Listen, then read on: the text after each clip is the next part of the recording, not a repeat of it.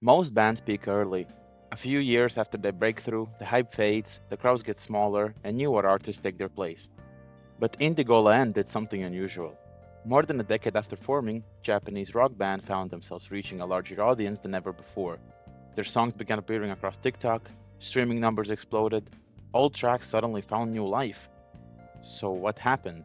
How did a band that had already existed for over 10 years suddenly become one of the most talked about Japanese bands among a new generation of listeners? Let's find out. Indigo is a Japanese rock band formed in 2010 by vocalist and songwriter Enon Kavatani. For years, they built a reputation as one of Japan's most respected alternative bands. Their music stood out because of its emotional lyrics, complex relationships, bittersweet storytelling, and distinctive songwriting. Even before their recent growth, they already had a dedicated fan base. But outside of Japan, they were still relatively niche compared to mainstream acts like Yoasobi, Ado, or Kenshi Yonezu. But that would eventually change. One important thing to understand is that Indigo didn't suddenly appear out of nowhere. Throughout the 2010s, they consistently released albums, toured, and built a loyal audience. Songs like Natsuya no Magic became fan favorites. The song was released in 2015 and slowly grew into one of the band's signature tracks. For many years, however, their growth was gradual rather than explosive. They had respect, they had fans, but they didn't have the type of viral momentum that drives massive streaming numbers. Then came 2023. In January 2023, Indigo released a song called Namae wa Kataomoi. At first glance, it looked like just another single, but something unexpected happened. The song quickly began spreading across social media. Streaming numbers climbed rapidly. According to multiple music news outlets, nearly 20,000 TikTok videos had already been created using the song by March 2023. For a band that had spent years growing steadily, this was a huge moment. Suddenly, thousands of people who had never heard of Indigo before were discovering the band for the first time. And unlike many viral songs that disappear after a few weeks, the attention continued. When people talk about TikTok's influence on music, they usually focus on new artists. But TikTok can also revive older artists, and that's exactly what seems to have happened here. The platform introduced Indigo to a younger audience. Many users first encountered Namae wa Kataomoi through short videos.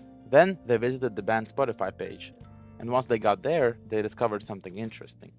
Indigo wasn't a one hit wonder, they had over a decade of music waiting to be explored. Instead of listening to one song and leaving, many listeners started diving into the band's older catalog. This is where another important song enters the story.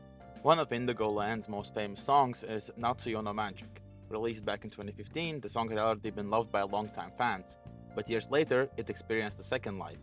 New listeners who discovered the band through Namae wa Koto Omoi often found themselves listening to Natsuyo no Magic next. The song's dreamy atmosphere, nostalgic lyrics, and emotional delivery made it perfect for streaming playlists and social media sharing. By 2024, music publications were describing the song as approaching 100 million cumulative streams. That's remarkable considering the song was nearly a decade old. In many ways, Indigo benefited from something every artist hopes for.